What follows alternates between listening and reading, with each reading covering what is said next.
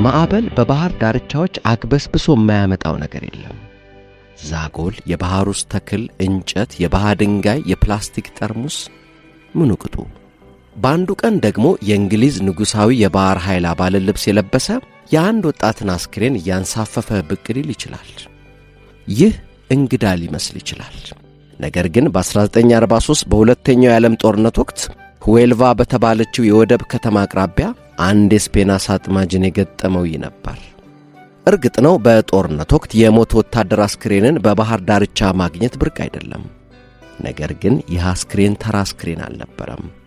የዋሁ አሳ አጥማጅም ሳያውቀው በእንግሊዙ የስለላ ድርጅት አዶልፍ ሂትለርን ለማታለልና አጥፊ ታክቲካዊ ውሳኔዎችን እንዲያሳልፍ ለማድረግ በጥንቃቄ የተቀነባበሩ ተያያዥነቶችን የሚቀሰቅሰውን ደወል አስክሬኑን በማግኘት ደውሎታል። ጊዜው የሁለተኛው የዓለም ጦርነት የተፋፋመበት ወቅት ነበር። በአንድ ወገን የተባበሩት ኃይሎች ወይም አላይድ ፎርስስ የሚሰኙት እና አሜሪካ፣ እንግሊዝና ሶቪየት ኅብረት ሲኖሩ፣ በሌላኛው ወገን ያሉት ደግሞ የአክሲስ ኃይሎች የሚባሉት ናዚ ጀርመን፣ የጣሊያን ፋሺስቶችና ጃፓን ይገኙበታል። ጦርነቱ በ1945 ሲጠናቀቅ አሸናፊ ሆነው የወጡት አሜሪካ፣ እንግሊዝና ሶቪየት ኅብረት ነበሩ።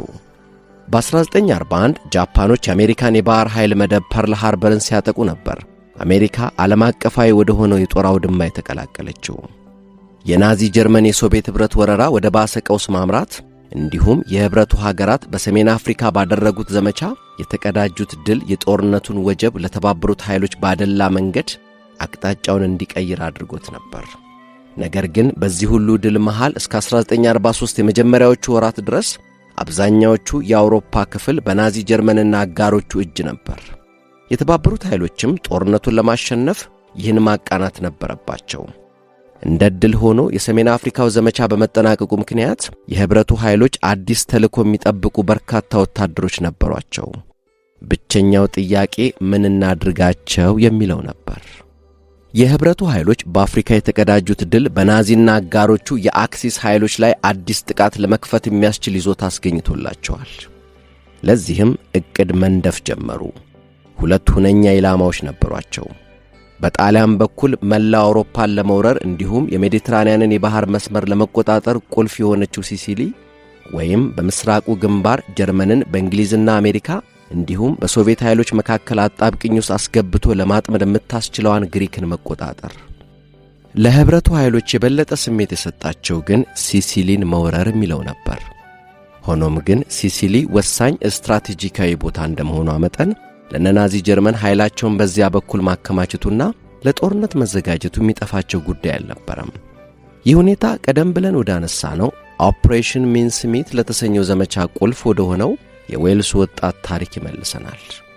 ይህ ኦፕሬሽን ታክቲካዊ ማጭበርበርን ማዕከል ያደረገ ሲሆን እጅግ አስቂኝና ግራ አጋቢ ስለነበር ውጤታማ መሆኑ ወጣኞቹን ጨምሮ ሁሉንም ያስደነቀ ነበር። የኦፕሬሽን ሚንስሚት ዓላማ ቀላል ነበር። ሂትለርና ፋሽስቱ ሞሶሎኒን እንዲሁም የተቀሩትን የአክሲስ ኃይሎች በሰሜን አሜሪካ የተባበሩት ኃይሎች ወታደሮች መዳረሻቸው ሲሲሊ ሳትሆን ግሪክ እንደሆነች ማሳመን። ትልቁ ጥያቄ በጣም የሰላ አእምሮ ያላቸውን የናዚ ፓርቲ አባላትን እንዴት ማታለል ይቻላል ነው። ቀላል ነው። በቅርቡ የሞተ ሰው አስክሬን ትፈልጋለህ፣ የእንግሊዝ የባህር ኃይል አባልን አስመስለህ ታለብሰዋለህ።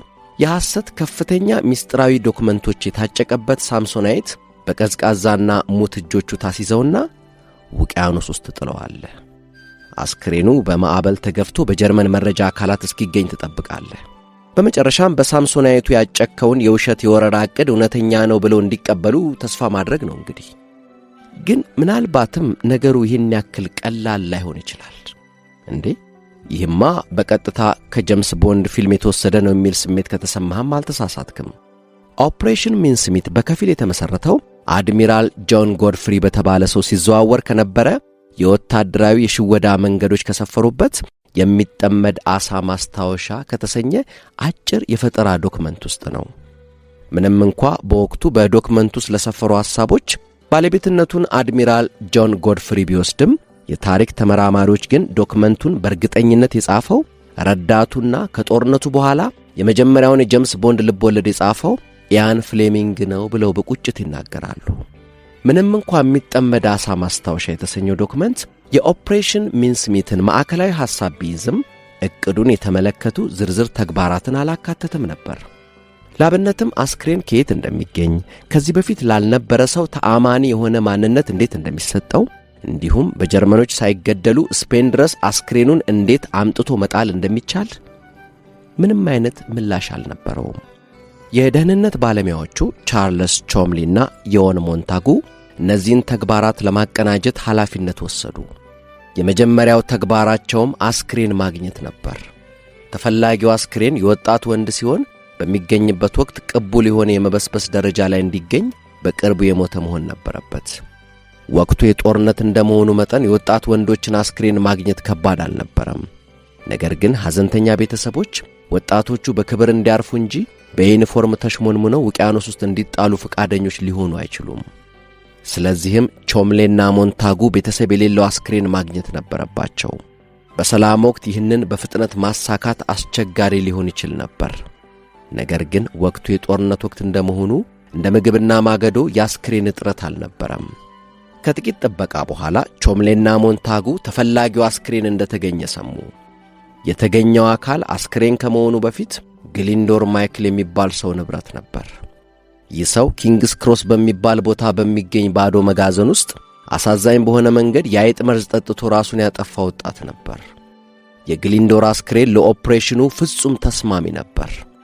ፈላጊ ዘመድ ስላልነበረውም በቀላሉ በእንግሊዝ የምስጢር አገልግሎት ሰዎች እጅ ገባ። ለኦፕሬሽኑ ስኬት አስክሬን ማግኘቱ የመጀመሪያው ተግባር ነው። አስክሬኑ ወደ ስፔን የባህር ዳርቻ ተወስዶ ከመጣሉ በፊት ግን አዲስ ማንነት ያስፈልገው ነበር። ስለዚህም ቾምሌና ሞንታጉ የዌልሱን ዱርዬ ግሊንዶር ማይክልን ወደ ልቦለዳዊና የተከበረው የንጉሳዊ የባህር ኃይል አባል ወደ ነበረው ሜጀር ዊሊያም ማርቲን የመለወጡን ሥራቸውን ጀመሩ። ባለ ከፍተኛ ማዕረግ የናዚ ኤክስፐርቶችን ለመሸወር ሲሰራ ምንም አይነት ቀዳዳ ሊተው አይገባም። ስለዚህም እያንዳንዱ ጥቃቅን ጉዳይ በጥልቀትና በከፍተኛ ጥንቃቄ መወጠን ነበረበት። ዊሊያም ማርቲን የሚለው ስምና ሜጀር የሚለው ማዕረግ በጥንቃቄ የተመረጠ ነበር። እነ ቾምሌ ለዊሊያም ማርቲን ተጠባባቂ ሜጀር የሚል ሕጋዊ ማዕረግ ሰጡት። ይህ ማርቲንን ከፍተኛ ምስጢር ላላቸው ጉዳዮች ሊታመን የሚችል መኮንን አድርጎ ለማቅረብ የረዳቸው ሲሆን ሙሉ ሜጀር አለመሆኑ ደግሞ ጀርመኖቹ እስካሁን ይህንን ስምና መልክ እንዴት አናውቀውም የሚል ጥያቄ እንዳያነሱ የሚያግድ ነበር። ማርቲን የሚለው ስምም ቢሆን የተመረጠው በወቅቱ በተመሳሳይ እርከን ላይ ያሉ መኮንኖች የተለመደ መጠሪያ ስለነበር ነው። የእንግሊዝ የባህር ኃይል መኮንንን ገጸ ባህሪ እንዲጫወት የተደረገውም በወቅቱ የእነዚህን መኮንኖች ዩኒፎርም በቀላሉ ማግኘት ይቻል ስለነበር ነው። ነገር ግን ቾምሊና ሞንታጉ አንድ ያልታሰበ ችግር ገጠማቸው። ይህም የተከበረና በዊሊያም ማርቲን ደረጃ ያለ ባለ ከፍተኛ ማዕረግ የንጉሣዊ ባህር ኃይል አባል የሚያደርገው ቅንጡ የሱፍ የውስጥ ሱሪ ማግኘት ነበር።